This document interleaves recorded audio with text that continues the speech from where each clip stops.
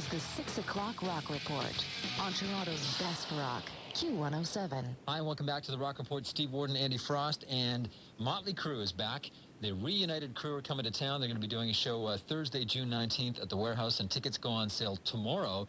Available at all Ticketmaster outlets. The Warehouse box office. Rotate this, the Record Peddlers, Sonic Temple, Vortex, or you can call 870-8000 to charge for the crew, the return of the crew, with Vince Neil back in the band.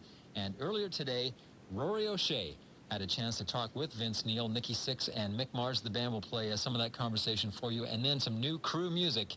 So it's Rory, a brave man, in conversation with Motley Crue. Okay, gentlemen, welcome to Q107. Vince Neil, Nikki Sixx, and Mick Mars of Motley Crue. They are back for the attack, baby. Now let's go back in time and get the straight goods on why you guys broke up 5 years ago. There are no straight goods. Okay, you know what? We've lied so many we can't remember the real story. The best one, I think, is that it was a publicity stunt. You see, we really never broke up. We just thought it'd be a good idea to, when we came back, it'd be a good press thing. Yeah, because we needed something to talk about because we were really bored. It's a very serious interview we're conducting. How different was it in the studio this time around compared with the past? Same kind of chemistry? Did it take a while to get back into it? The chemistry's cool, I mean, as far as musically, we were definitely, again, pushing each other to come up with new and more fab ways to make a rock and roll record. Fab? Fab. Groovy. Where the hell did you get that word? I looked down at, we're in New York, and I looked down at this Village Voice, and I saw it, and I'm like, what a groovy word.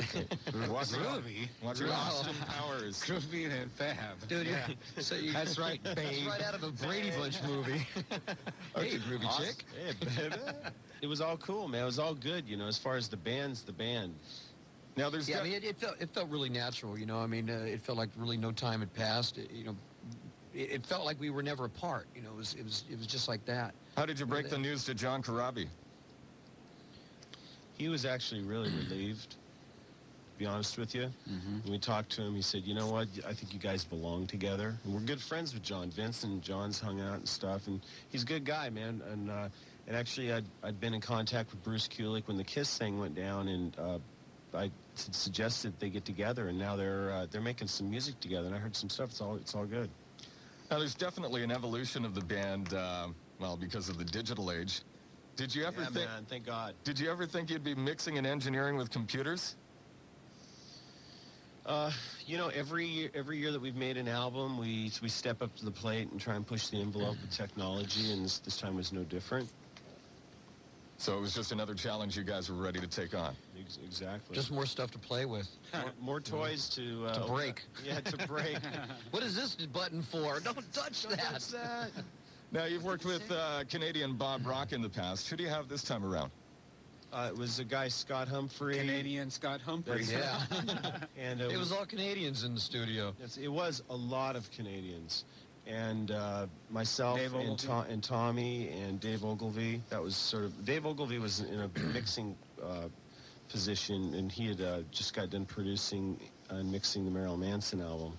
And he worked with some stuff off of the Motley album that Vince wasn't involved in, some remixes when he was still doing the Skinny Puppy stuff. So that was all good. And that guy's got magic fingers. Tell us about your first single, Afraid. Hey, the video, we just finished the video, and we got some good news. MTV, which you might... Do you guys get MTV there as well as Much Music, or just Much Music? It depends, yeah. If you've got a satellite, you get MTV. Yeah. Well, Much Music's been really supportive of us. It's been real good. We got a good relationship. But us and MTV, on the other hand, have sort of been butting heads for a few years, and they really got off on the new video and the new stuff. So it's going into rotation on MTV on Monday, which was good as well. We got and also in the video we got Larry Flint in there. Yes, Larry made a little cameo. I was going to ask you about that. Now, how's that getting Larry Flint in the video? Now, you guys go back. There's a history there. Major history. Yeah. Major decadence. Even when Larry got there, he goes, you're the only guys that can get me out to do this. That was a pretty good impression. Very Not good. bad. Thank you. Bad. Real good. Hey, you know, I just wanted to tell you a little bit about this listening party that we're doing. We're doing 10 of them across the country, and we're playing the album from top to bottom.